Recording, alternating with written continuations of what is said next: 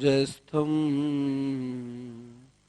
गुरुरूपं सदा भजे। वाञ्छा कल्पतरुभ्यश्च कृपा सिन्धुभ्यैव च पतितानां पावनेभ्यो वैष्णवेभ्यो नमो नमः। गोविंद जय जय गोपाल जय जय गोविंद जय जय। श्री राधा रमण हरि गोविंद जय जय आधा रमण हरि गोविंद जय गोविंद जय जय गोपाल जय जय गोविंद जय जय गोपाल जय जय। श्री राधा रमण हरि गोविंद जय जय हरि गोविंद जय। श्री राधा सर्वेश्वर भगवान की जय। श्री सद्गुरुदेव भगवान की जय। सकल संत समाज की जय। श्री चंडी देवी की जय। श्री गंगा महारानी की जय। श्रीमद्भागवत महापुराण की जय। श्री हनुमान जी महाराज की जय। जय जय श्री राधे जय जय श्री राधे।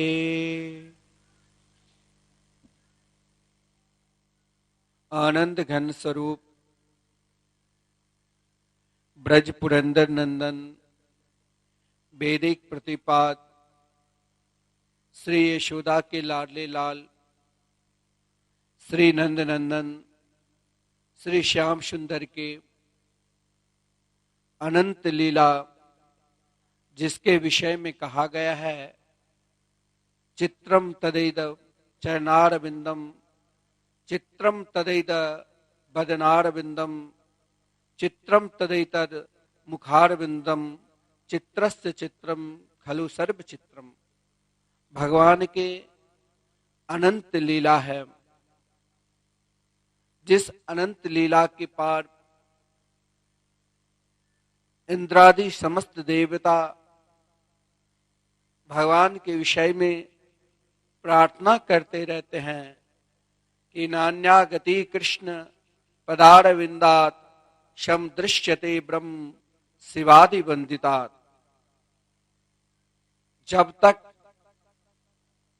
भगवान की पूर्ण कृपा नहीं होगी, जब तक प्रिया प्रीतम हम पे कृपा नहीं करेंगे, तब तक उनकी कृपा उनकी इच्छा के बदौलत नहीं हम चल सकते हैं, नहीं हम बोल सकते हैं। आज हम सब भगवान के पूजा पाठ कीर्तन इत्यादि करते हैं, फिर भी जीवन में हमें कष्ट होता है तो हम सर्वप्रथम ईश्वर के ऊपर ही आरोप लगाते हैं कि उनकी कृपा नहीं है। यदि हम स्वयं विचार करें कि परमात्मा की कृपा मेरे ऊपर हर पल हर क्षण हो रहे हैं। आज हम सब बहुत बड़े भाग्यशाली है जो गंगा जी के पावन तट हरिद्वार तीर्थ, जहां समस्त देव इस अलौकिक, जहां संतों की झुंड, जहां कण कण में महापुरुषों के दर्शन होते हैं, समस्त देवता भी अपने आप को धन्य मानते हैं कि इन पृथ्वीवासी ने कौन से ऐसा पुण्य किया जो इन परम पवित्र क्षेत्र जहां संतों की झुंड है एकत्रित होकर उन महापुरुषों के दर्शन कर रहे हैं। आज हम इस दिव्य प्रवचन में भगवान की कृपा क्या है और कृपा कैसी होती है और उस कृपा में हमें किस प्रकार समर्पित होना चाहिए, कृपा का फल का अनुभव कैसा होना चाहिए, कृपा किसे कहते हैं कि हम सब हर पल हर क्षण जीवन में यदि दुख आता है तो हम सोचते हैं कि भगवान की कृपा मेरे ऊपर नहीं है। लेकिन आज के दिव्य प्रवचन में हम ईश्वर की कृपा के ऊपर प्रकाश डालेंगे। ईश्वर की कृपा हम पर कैसे बरसता है। हमें कभी भी ये नहीं सोचना चाहिए कि मेरे ऊपर ईश्वर की कृपा नहीं है। अगर ईश्वर की कृपा एक क्षण के लिए भी, एक पल के लिए दूर हो जाते तो शायद हम नहीं बच पाते।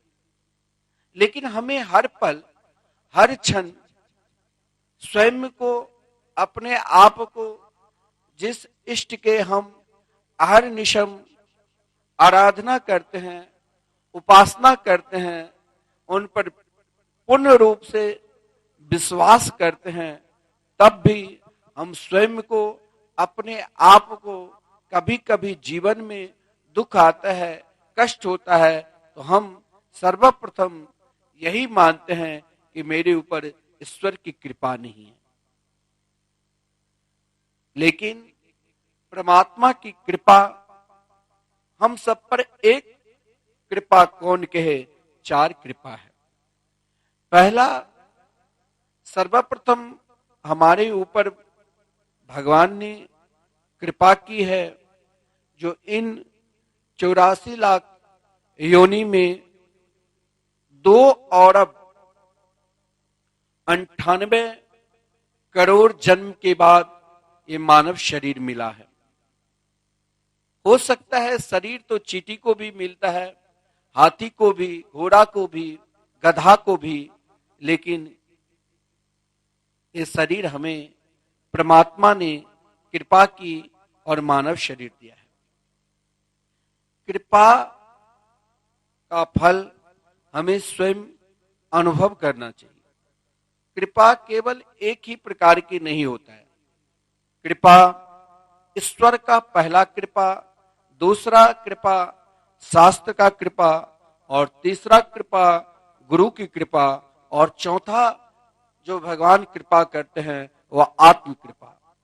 आज हम केवल उन कृपा के ऊपर, जिसके अंदर मन में कभी कभी मन भी भ्रमित हो जाता है कि हम भगवान की उपासना आराधना किए फिर मेरे जीवन में कष्ट क्यों आता है, कहीं उनकी कृपा तो मेरे ऊपर नहीं है। नहीं, ये सोचना ही नहीं चाहिए। जिसके लिए हमें आज उन भक्त के विषय में चिंतन करना चाहिए, उन भक्त के स्मरण करना चाहिए जो अहर्निशम अगर बोलते थे तो भगवान के लिए, सोचते थे तो भगवान के लिए, चलते थे तो भगवान के लिए, अपना समस्त कार्य भगवान के लिए जो भक्त करते हैं उनके जीवन में यदि सुख भी मिलता है तो भगवान की इच्छा, यदि दुख भी मिलता है तो भगवान की इच्छा। तो जरा हम, जैसे हम मां गंगा के पावन तट पर विराजमान होकर अपने इष्ट के चिंतन कर रहे हैं, उसी प्रकार उन माताओं को भी चिंतन करें जो गंगा की तरह सदा हम सबको यही उपदेश दिया कि ईश्वर की कृपा हम समस्त प्राणी के ऊपर किस प्रकार बरसते हैं। उन कृपा की मूर्ति को देखा जाए तो सर्वप्रथम माता द्रौपदी के विषय में ही हम सोचें। माता द्रौपदी हम सबके जीवन में क्या उपदेश दिया। आप सबको मालूम होगा, जब महाभारत के युद्ध हुआ, अंतिम दिवस के युद्ध, 18वें दिवस के अंतिम प्रहर में आदरणीय भीमसेन की गदा के प्रहार से जब दुर्योधन मूर्छित अवस्था में पड़ा हुआ था, दुर्योधन स्वयं को अभी तक नहीं समझ पाया कि मेरे ऊपर, मुझ जैसे अधर्मी के ऊपर भी ईश्वर की कृपा हुई। अज्ञानी व्यक्ति जिसने अपने जीवन में कभी ईश्वर पर विश्वास ही नहीं किया है, ईश्वर से संबंध ही नहीं जोड़े हैं और न उनमें समर्पित हुआ है, ऐसे व्यक्ति के जीवन में कभी ईश्वर कृपा भी करते हैं दुख में भी, तो उसे वो समझते हैं कि ईश्वर की कृपा नहीं। ईश्वर यानी श्री कृष्ण हम सब पर हर पल हर क्षण उनकी कृपा बरसती है। माता द्रौपदी के जीवन में देखा जाए तो ईश्वर की कृपा कैसे है, जरा इस पर हम विचार करें। अश्वत्थामा ने उनके 5 पुत्र को केवल एक दुष्ट के प्रसन्नता के लिए, दुर्योधन के प्रसन्नता के लिए 5 पुत्र को समाप्त कर दिया। यहां तक कि धर्म कक्ष में पड़ा हुआ है शिविर में और सिर लेकर चला गया था। जब माता द्रौपदी अंदर शिविर में प्रवेश करती है, एक पल के लिए, एक क्षण के लिए विचलित नहीं हुई। उस समय भी माता द्रौपदी ने देखा कि मेरे पुत्र का धड़ सिर कौन ले गया। पता चला अश्वत्थामा ने। उस समय अगर हम लोगों के जीवन में तनिक दुख और कष्ट आता है तो हम सोचते हैं कि किसी व्यक्ति विशेष पर आरोप लगा देते हैं, लेकिन द्रौपदी के आरोप यह है ईश्वर की कृपा, यह है परमात्मा की कृपा। आज तक ना जाने हम कितने बार गंगा, गोदावरी, काशी अनेक तीर्थ में जा चुके हैं, अनेक महापुरुषों से मिल चुके हैं, उनसे सत्संग का लाभ कर चुके हैं, फिर भी देखा जाता है जब मेरे जीवन में कष्ट आता है, दुख आता है तो हम घबरा जाते हैं। तो मान लेना घबराहट ही तो ईश्वर की कृपा मेरे ऊपर है, लेकिन हम उन कृपा को समझ नहीं पाते। उन कृपा को हम स्वयं अपने देह की ओर देखने लग जाते हैं, अपने सगे संबंधी की ओर देखने लग जाते हैं। परंतु द्रौपदी उन कृपा को भी ईश्वर की कृपा, श्री कृष्ण की कृपा मान ली। और जब श्री कृष्ण की कृपा द्रौपदी ने मानी, सब दुखी है, सब रुदन कर रहे हैं। ऐसा बात नहीं है जो द्रौपदी नहीं रोदन की, द्रौपदी का भी रुदन हुआ। भागवत में भी लिखा है, माता शिशुनाम निधनम सुतानाम, अपने मरे हुए पुत्र को देखकर बहुत रुदन की, लेकिन पुत्र के मरे हुए शरीर को देखकर नहीं, उनके ऊपर श्री कृष्ण की कृपा कैसे हो, श्री कृष्ण कृपा के लिए रुदन की। और श्री कृष्ण से प्रार्थना की, कहा हे किरीटमाली, हे मेरे गोविंद, आपने मेरे ऊपर तो कृपा की, जो मुझे आपने अपना बनाया। जिस दिन मन एक पल के लिए एक क्षण के लिए सत्संग की ओर लग जाए, जिस दिन मन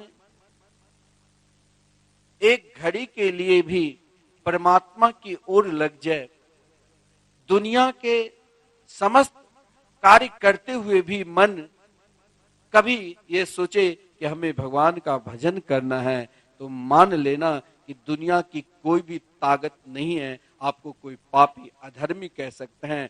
आप सीधे भगवान के हो गए, क्योंकि हम उनके स्मरण करते हैं, और जब भगवान के आप हो गए तो आपके ऊपर पूर्ण रूप से ठाकुर जी की कृपा होगी, ईश्वर की कृपा होगी। तो माता द्रौपदी ने पुत्र को देखकर तो रुदन किया, लेकिन उन रुदन में भी द्रौपदी की आकांक्षा उन किरीटमाली कृष्ण की ओर बढ़ा और श्री कृष्ण से यही कहा, हे श्याम सुंदर, अगर मेरे पुत्र चाहे स्वर्ग में मिले चाहे नरक में मिले, मुझे दुख इसलिए हो रहा है आपने कृपा की जो युद्ध में गया, लेकिन युद्ध में मरता तो सदगति को प्राप्त करते, लेकिन असमय में मरा। हे मेरे गोपाल, आपने मेरे पुत्र के ऊपर यही कृपा करना कि चाहे वो कहीं भी मिले, स्वर्ग हो नरक हो जहां भी मिले, एक पल के लिए उनके जीवन में आप सत्संग रूपी कृपा कर देना। क्योंकि उनके जीवन में शास्त्र की कृपा इसीलिए नहीं माना जाता है, यदि शास्त्र की कृपा उनके जीवन में होता तो शायद जब भगवान पांडवों को अपने साथ ले गया तो उनके पुत्र भी साथ जाते सत्संग में, लेकिन नहीं गया। क्योंकि जब तक ईश्वर की कृपा, परमात्मा की कृपा मेरे ऊपर पूर्ण रूप से नहीं होगा, तब शास्त्र की कृपा हो ही नहीं सकता है। लेकिन यदि किसी के ऊपर परमात्मा की कृपा बरस रहा है और वो भगवान के हो चुके हैं, कन्हैया के हो चुके हैं, अगर वो भी मेरे ऊपर कृपा कर देंगे तो एक दिन जरूर श्री कृष्ण हमें जरूर दर्शन देगा। केवल कृपा पर विश्वास करना चाहिए। द्रौपदी ने यही कहा, हे प्रभु आप जरूर मेरे पुत्र के ऊपर कृपा करना। आप उनकी तीसरा जो चरण कृपा की सहजता है, उस शास्त्र की कृपा से हो सकता है, ईश्वर की कृपा से भी हमारे ऊपर ना कल्याण हो, शास्त्र की कृपा से भी हमारे ऊपर नहीं कल्याण हो, लेकिन सदगुरु की कृपा से कल्याण तो जरूर होगा। क्योंकि सदगुरु के रूप में द्रौपदी ने यही कहा, हे कृष्ण आप उनके लिए गुरु हुए, क्योंकि हम आपकी कृपा पर जी रहे हैं, हम सदा ईश्वर की कृपा पर जी रहे हैं, और आप उनके गुरु के रूप में आत्म कृपा उनके ऊपर कृपा करना, ताकि आत्म कृपा कब मनुष्य के ऊपर हो सकता है, प्राणी मात्र के ऊपर कब हो सकता है, जब स्वयं को वो भगवान को हो जाए। और स्वयं को भगवान के होना, वहां पर सदगुरु की कृपा होनी चाहिए। तो द्रौपदी ने जो प्रार्थना की, हे श्याम सुंदर आप मेरे पुत्र, ये नहीं कहा कि आप इसे जिंदा कर दो, क्योंकि सबके अंदर अपना भोग है, केवल यही कहा कि आप उनके ऊपर कृपा करना, चाहे वो स्वर्ग में मिले और चाहे वो नरक में मिले। कहा किससे कृपा? तो सत्संग से, सत्संग रूपी कृपा से आप उनके ऊपर कृपा करना। इसीलिए कहा गया है, जब प्राणी के मात्र के अंदर ईश्वर की कृपा उत्पन्न हो जाता है, ईश्वर की कृपा हो जाती है, परमात्मा की कृपा हो जाती है, तो उन कृपा को प्राप्त करने के बाद दुनिया के हर सुख दुख में भी वो मुस्कुराते रहते। उनके लिए तो केवल जीना भी है, श्री कृष्ण के लिए मरना भी है, श्री कृष्ण के लिए सोचना भी है, श्री कृष्ण के लिए। हमारे अंदर हम द्वंद्व में क्यों जी रहे हैं? हमारे अंदर द्वंद्व क्यों है? जब हम भगवान के हो चुके हैं, जब हम स्वयं को, अपने आप को, उनके शरणागति को स्वीकार कर चुके हैं, फिर मेरे अंदर दूसरे के ऊपर ईर्ष्या क्यों, दूसरे के ऊपर द्वेष क्यों, दूसरे के अमंगल सोच क्यों? क्योंकि अभी तक मेरे अंदर पूर्ण रूप से ईश्वर की कृपा नहीं। अगर मेरे अंदर पूर्ण रूप से ईश्वर की कृपा हो जाती तो हम भी स्वयं को अपने आप द्रौपदी बन सकते।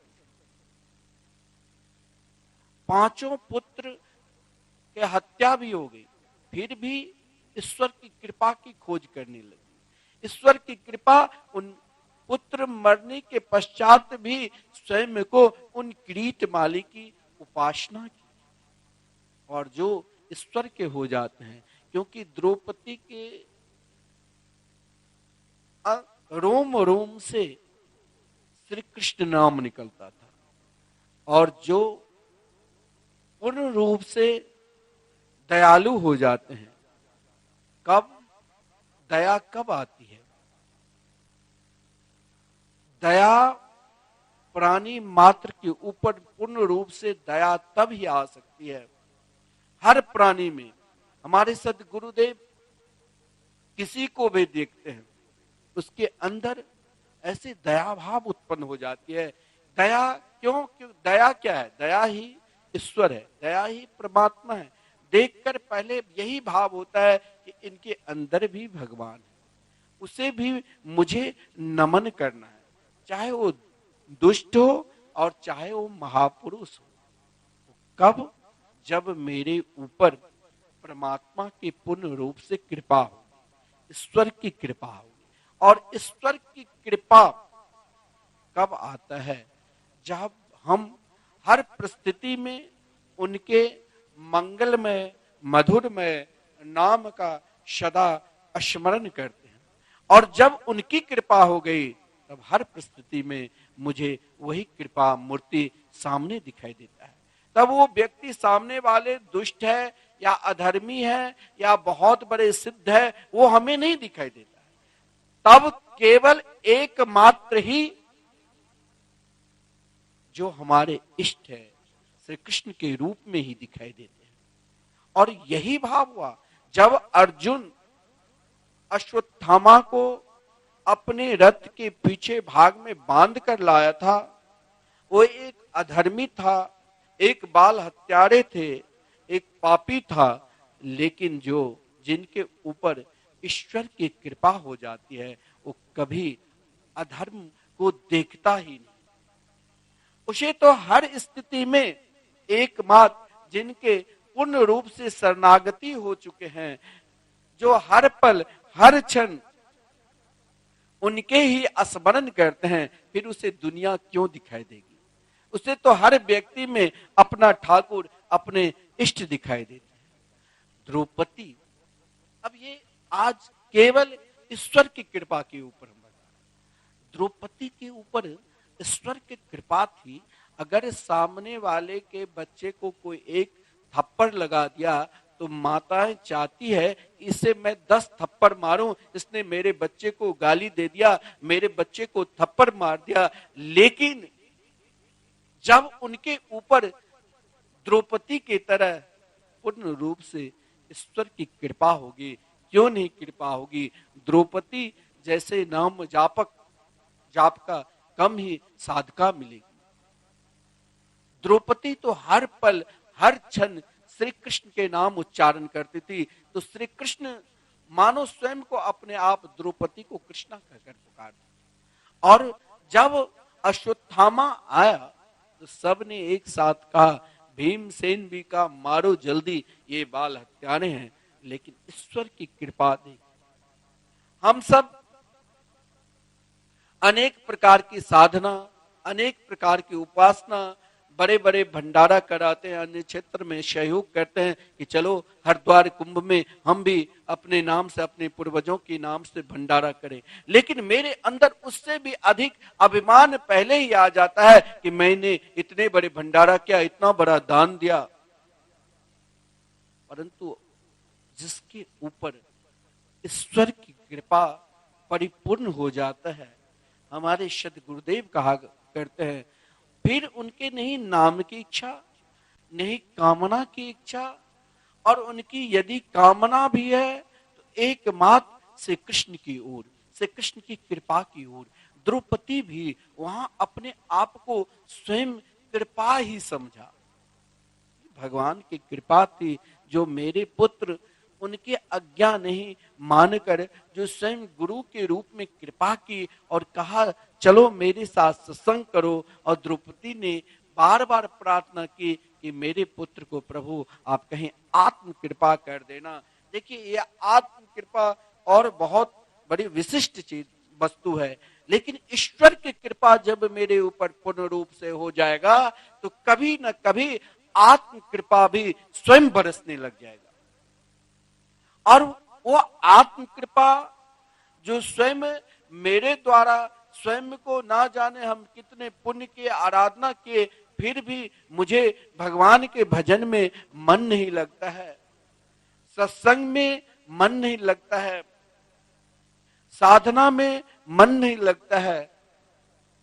जब हम उपासना करने के लिए, साधना करने के लिए बैठते हैं तो उस समय मन विचलित हो जाता है। क्यों? क्योंकि मेरे ऊपर अभी पूर्ण रूप से ईश्वर की कृपा नहीं हुई।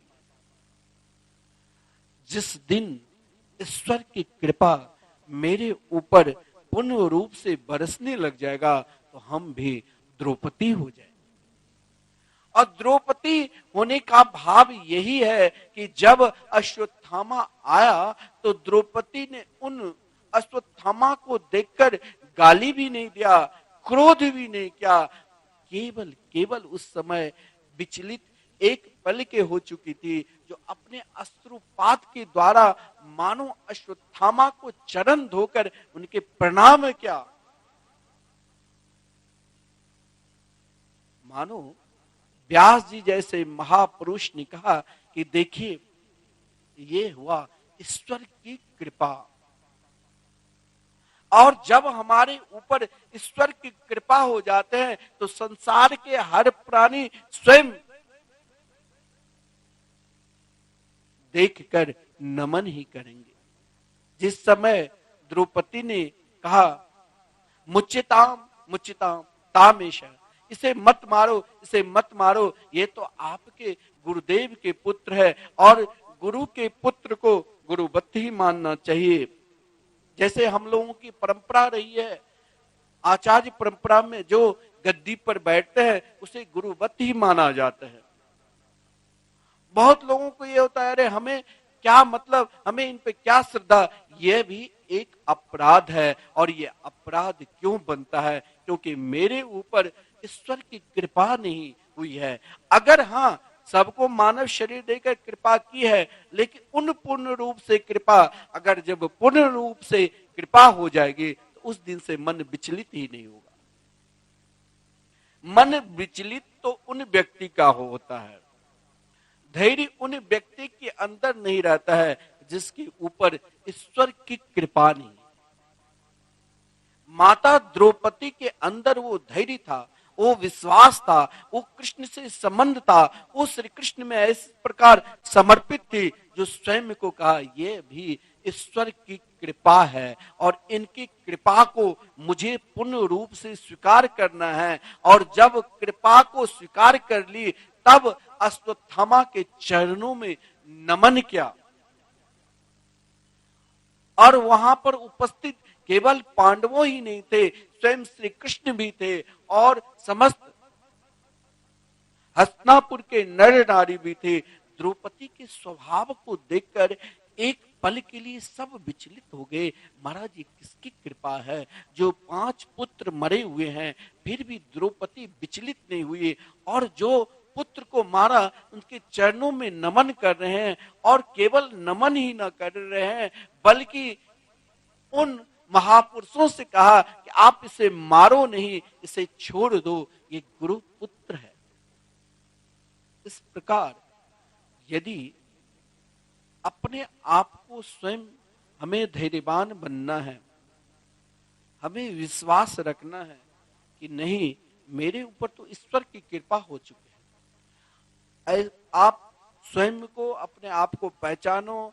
आपके घर के निकट आपके पड़ोसी हैं, आपके सगे संबंधी है, आप बांके बिहारी के दर्शन करने के लिए जाते हैं, हरिद्वार के पावन पवित्र भूमि पे गंगा जी स्नान करने के लिए आते हैं। कोरोना काल है, फिर भी आप मन से जरूर, क्योंकि मानसिक सेवा को भी बहुत श्रेष्ठ माना गया है। शास्त्र में यही कहा गया है, कुशल्याना सुसिद्धंति नेत्राणि कृतानि यत्।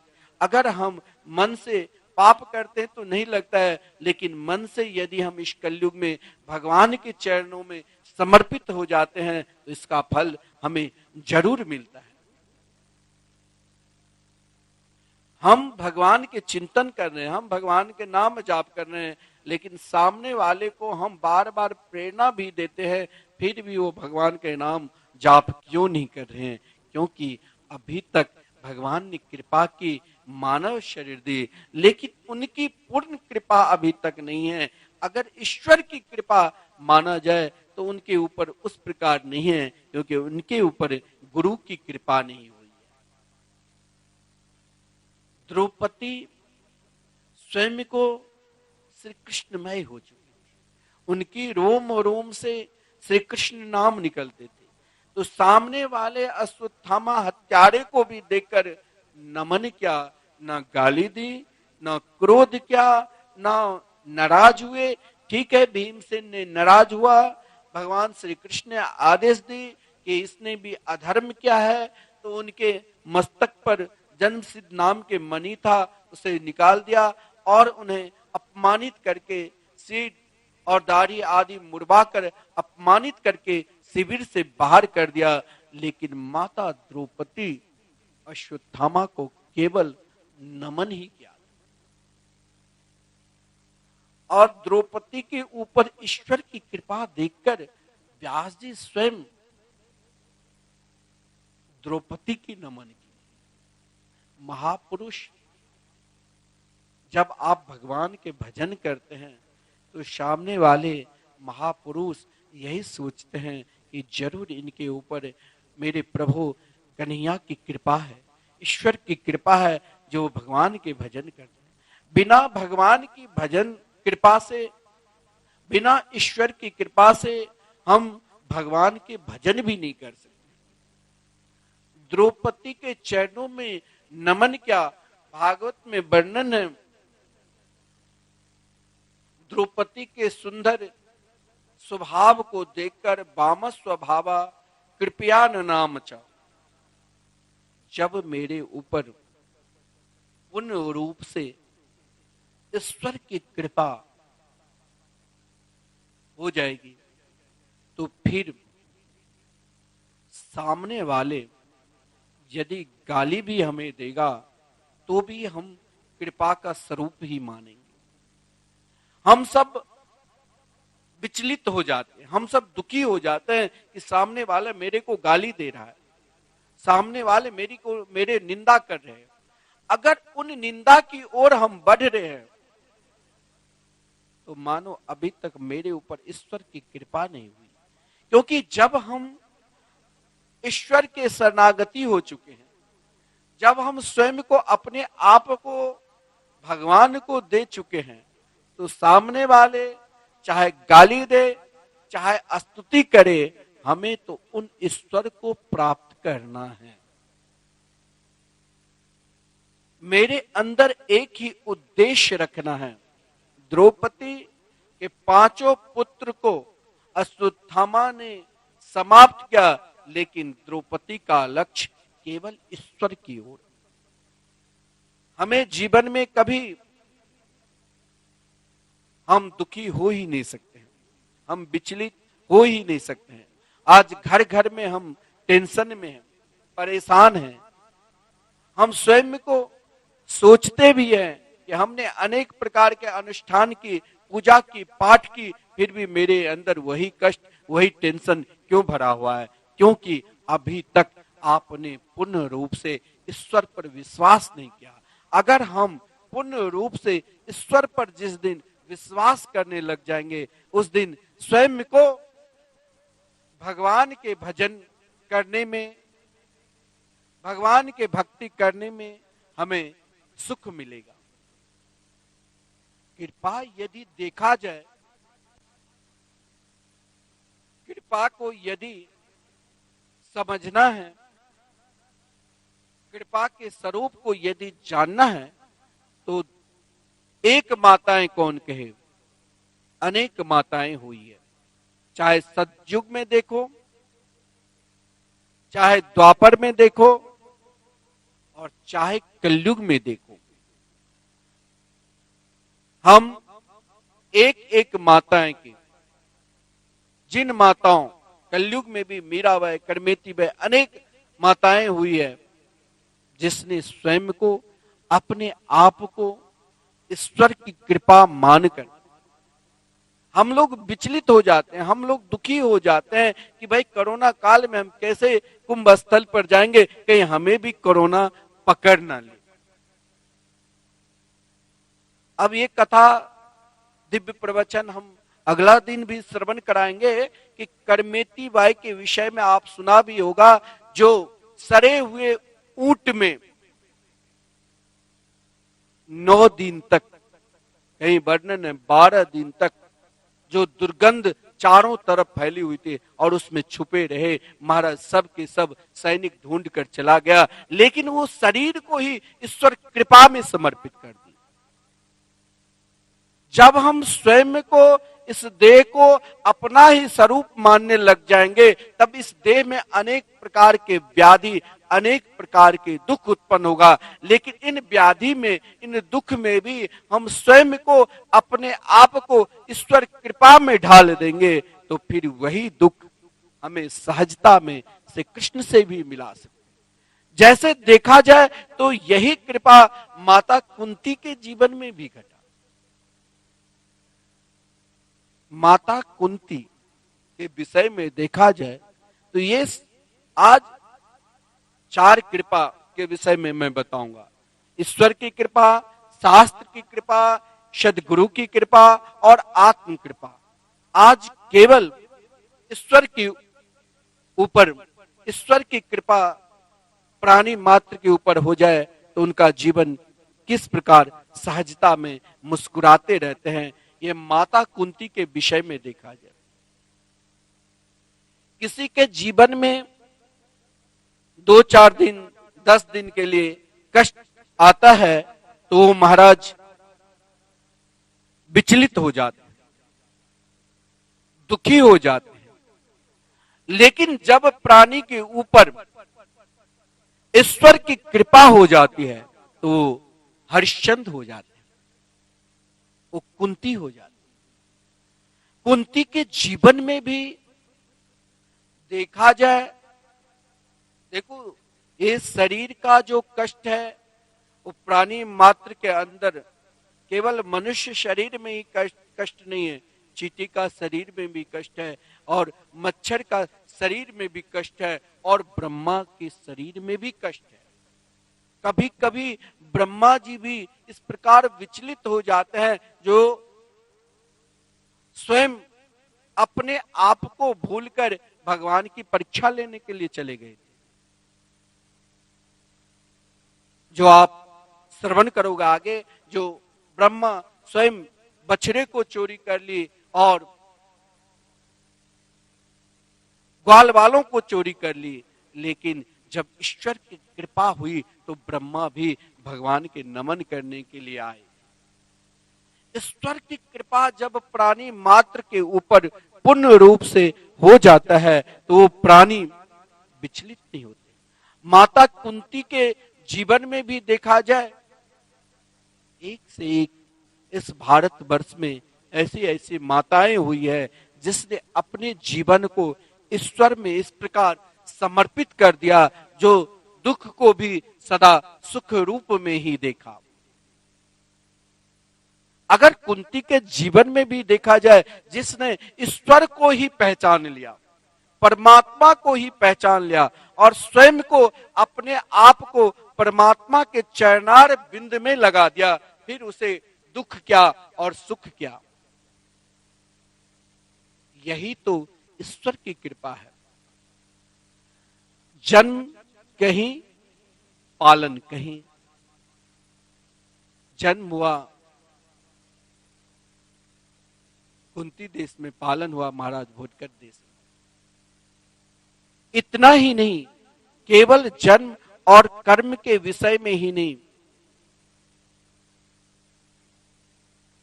जब बड़ी हुई युवती अवस्था में महाराज पति सुख नहीं मिला, वो तो ईश्वर की कृपा, ये कृपा है ईश्वर की कृपा से, दुर्वासा ऋषि के आशीर्वाद से, स्वयं धर्म के स्वरूप जिसके ऊपर ईश्वर की कृपा हो जाती है, वहीं पर धर्म भी आते हैं, वहीं पर समस्त देवता भी विराजमान होते हैं। स्वयं धर्म के रूप में युधिष्ठिर पधारे और स्वयं समस्त ऐश्वर्य के स्वरूप,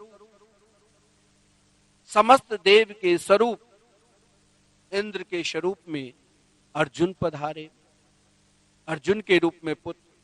और स्वयं हर व्यक्ति के अंदर वेग उत्पन्न होता है। हम बैठे हैं, फिर भी मेरे अंदर भी वेग है।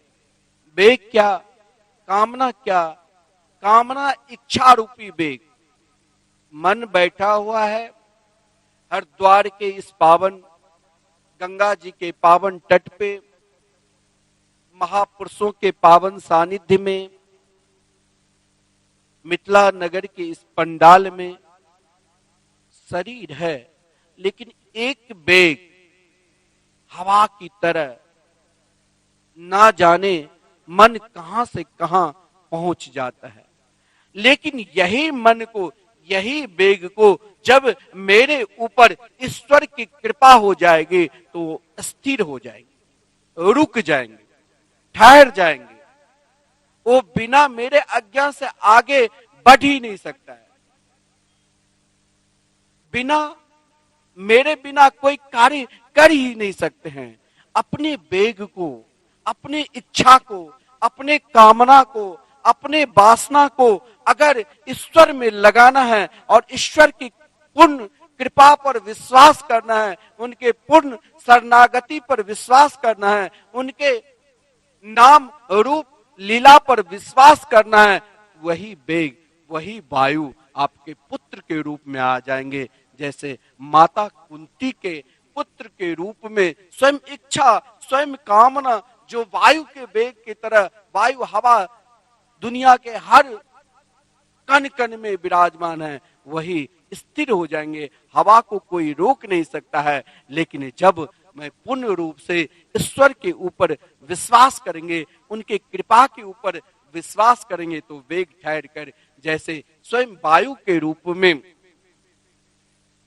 उनके पुत्र के रूप में, भीमसेन के रूप में आया था, स्थिर हो गए, रुक गया। अब ये मन की तरंग, अब ये मन की इच्छा, जो मन विचलित होता रहता है, वो कभी भागेगा ही नहीं। क्यों? क्योंकि ये मन पूर्ण रूप से शरणागति हो चुके हैं, ये मन पूर्ण रूप से ईश्वर में समा चुके हैं, और यही मन उनकी कृपा हो चुकी है। तो फिर हमें विचलित संसार के कार्य कुछ कर ही नहीं सकता।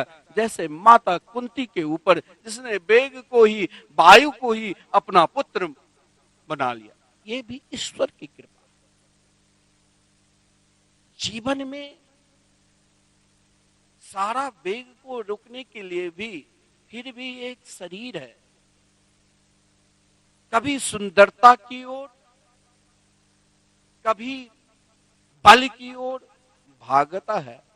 लेकिन जब दुनिया की सारी सुंदरता को हमने देख लिया, लेकिन सामने जब हम बांके बिहारी के सुंदर स्वरूप को दर्शन करते हैं, श्री राधा मोहन बिहारी के सुंदर स्वरूप को दर्शन करते हैं, तो फिर मेरे अंदर कोई इच्छा रहेगी? फिर मेरे अंदर कोई कामना रहेगी? नहीं। चाहे वही इच्छा, वही जीवन की सारी सुंदरता ठाकुर जी ने उन नकुल और सहदेव के रूप में भेज दिया था। क्योंकि महाभारत में ऐसी कथा आती है कि जिस समय सूर्य देव का वेग चल रहा था, तो नकुल सहदेव की माता माद्री की सुंदरता को देखकर सूर्य देव के रथ भी रुक गया था।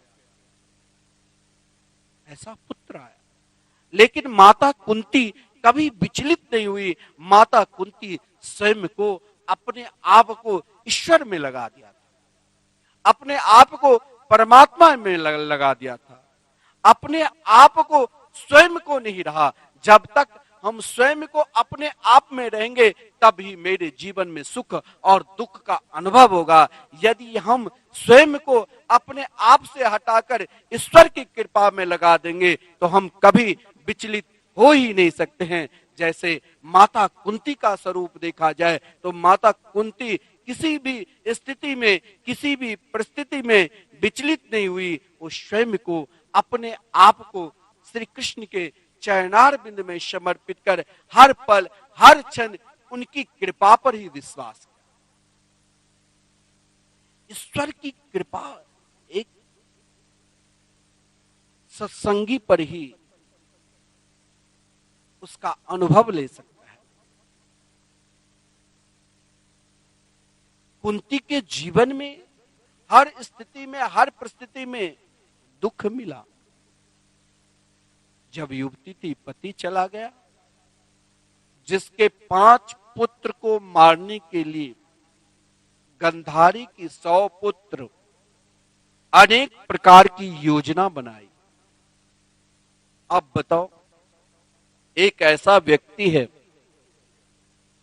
जो महाराज शांति से जी रहे हैं, सुख शांति से घर में रह रहे हैं, फिर भी पड़ोसी चाहते हैं कि सुख शांति से ना रहे। हर पल, हर क्षण, कभी नहीं कुछ हुआ तो उनके घर के पास दरवाजा पे पानी ही डालकर चले जाते हैं कि घर से निकले तो फिसल जाए। तो कभी महाराज गाली देने लग जाते हैं, कभी हम भजन करने के लिए बैठे तो सामने वाले शोर मचाने लग जाते हैं। फिर भी मुझे कभी विचलित ना होना चाहिए, उसे उत्तर नहीं देना चाहिए, उनके समान नहीं होना चाहिए। हमें उनके समान बनने की जरूरत नहीं, हमें स्वयं को सुधारने की जरूरत है। अगर हम भी उनके समान बन जाएंगे, तो फिर मेरे अंदर और उनके अंदर, जो उनके अंदर भाव है, वही मेरे अंदर, मेरे स्वभाव हो जाएगा। और यदि उनके समान स्वभाव हो जाएगा, तो यही दशा होगी। एक बार क्या हुआ, एक महात्मा साधु के रूप में गंगा के तट पर निवास करते थे। महात्मा रोज लक्ष्मी नारायण के नित्य 10 घंटे बैठकर आराधना, उपासना क्या करते थे। आज जब गंगा जी में स्नान करने के लिए गया, तो धोबी घाट होता है, काफी दूर तक वस्त्र फैला दिया था। महात्मा ने सोचा कि रास्ता बहुत सरल है, मुझे इन सरल रास्ता से जल्दी शीघ्र अपनी कुटिया पर जाना है। उन वस्त्र पर पैर रखकर चल दिए।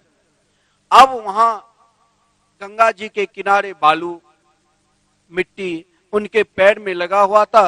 वो धोबी जो वस्त्र फैला रखे थे, उन वस्त्र पर धूल जम गया। धोबी ने महात्मा को गाली देने लगा। एक पल के लिए, एक क्षण के लिए वो शांत रहा, फिर भी वो धोबी नहीं माना। बार बार उनको गाली से संबोधन किया, मारने के लिए भी तैयार हो गए। इधर लक्ष्मी नारायण ने देखा कि मेरे परम प्रिय भक्त को इस प्रकार कष्ट मिल रहा है, चलो उन धोबी को दंड दो। लक्ष्मी जी ने नारायण से कहा, प्रभु आप क्या देख रहे हो, आप उठाओ अपने गदा, उठाओ अपने चक्र और उन धोबी का दंड दो, मेरे भक्त को कष्ट दे रहे हैं। भगवान मुस्कुराने लगे। फिर भी बार बार लक्ष्मी जी ने प्रेरणा दी, तब भगवान को जाना पड़ा।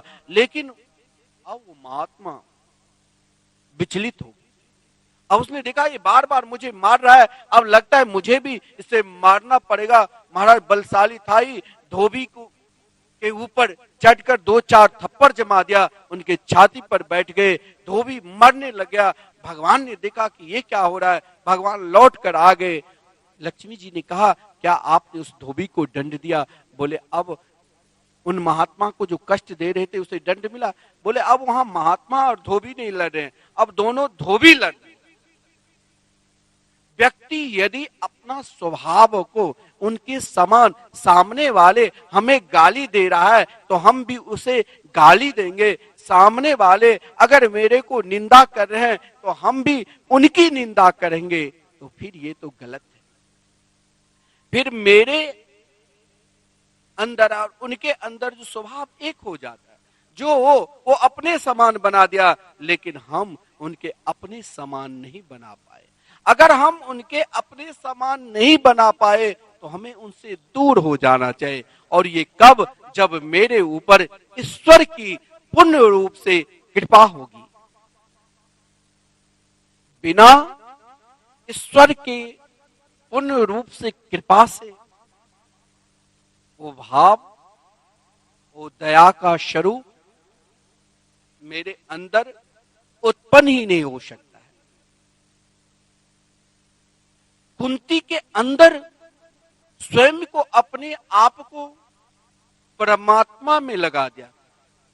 स्वयं को जिसने अपने आप को भगवान के शरणागति में समर्पित कर दिया, भगवान को हो गए। फिर दुनिया चाहे कुछ बोले, हमें जवाब नहीं देना है।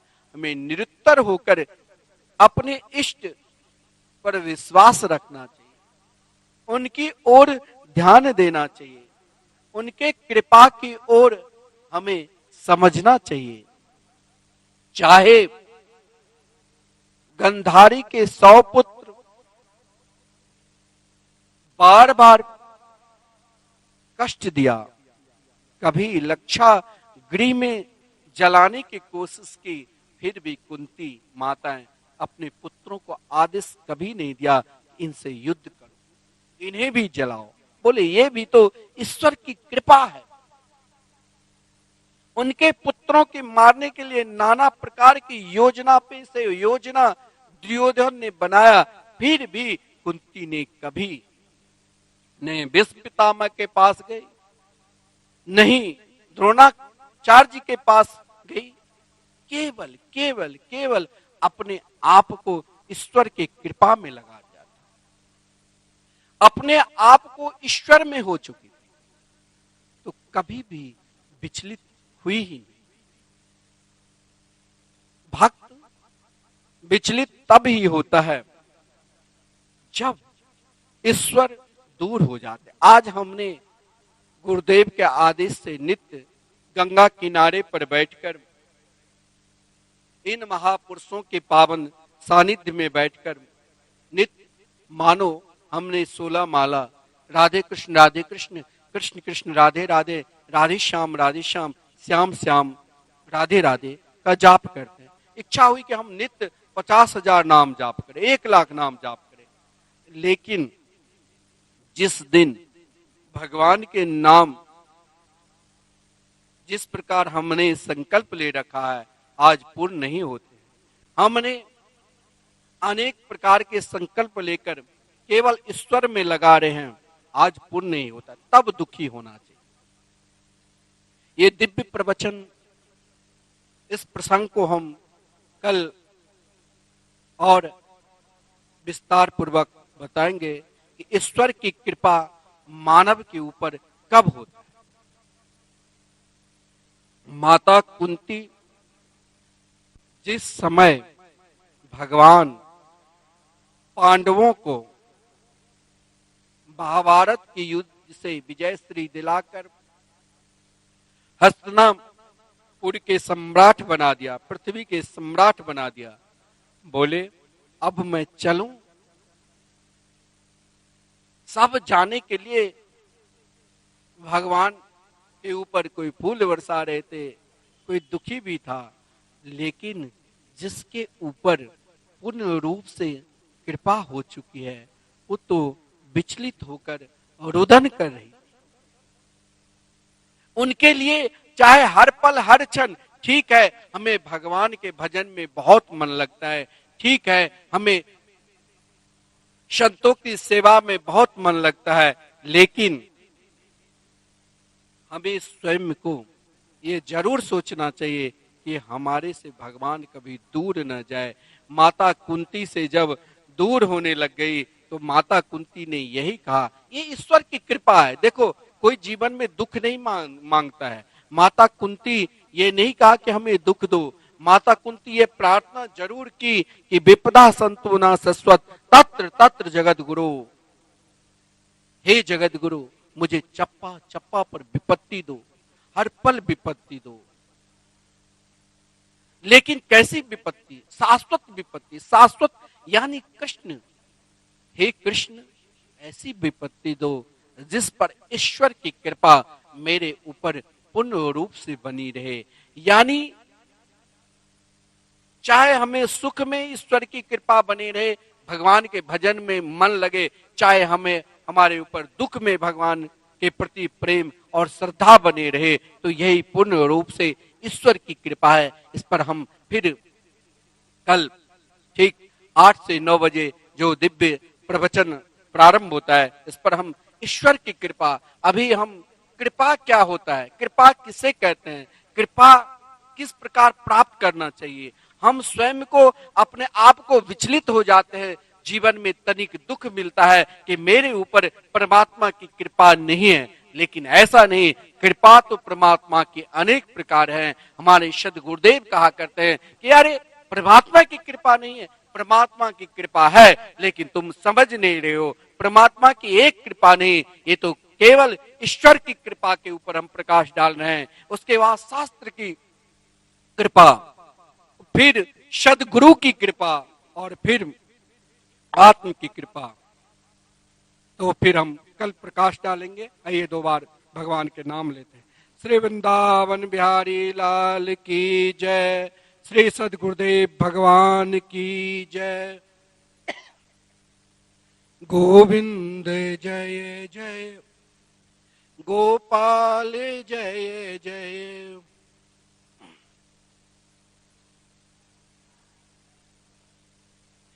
श्री राधा रमन हरि गोविंद जय जय।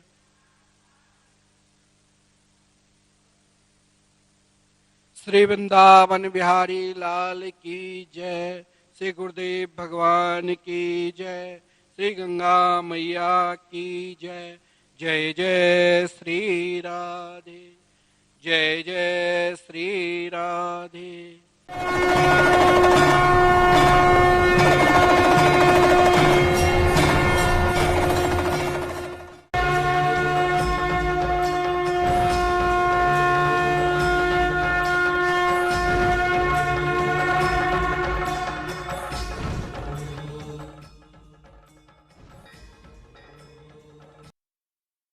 अरे वाह, कपड़े इतने साफ और खुशबू भी आ रही है। क्या है इसका राज? माय डियर हस्बैंड, ये